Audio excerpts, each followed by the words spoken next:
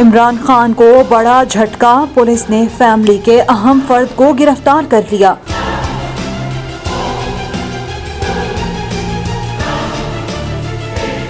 Islamabad judicial complex के बाहर से साबिक वजीर आजम इमरान खान के भांजे एडवोकेट हसन नियाजी को इस्लामाबाद पुलिस ने गिरफ्तार कर लिया। वकील नईम हैदर का कहना है कि हसन नियाजी की गिरफ्तारी जुडिशल कॉम्प्लेक्स के बाहर से की गई। वकील ने कहा कि हसन खान नियाजी उनके साथ निकले, पुलिस को बताया भी कि जमानत हो गई है, फिर भी एसपी नौशेरवान उन्हें जबरदस्ती गाड़ी में बिठाकर रमना थाना ले गए।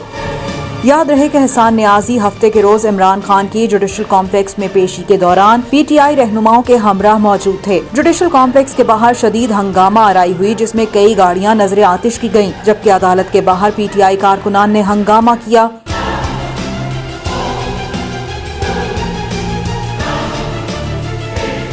एफआईआर के मुताबिक जुडिशल कॉम्प्लेक्स का मेन गेट और शीशे तोड़े गए। जलाओ, घेराव, पथराव और जुडिशल कॉम्प्लेक्स की इमारत की चीजें तोड़ने वाले मुल्जिमान गिरफ्तार किए गए हैं।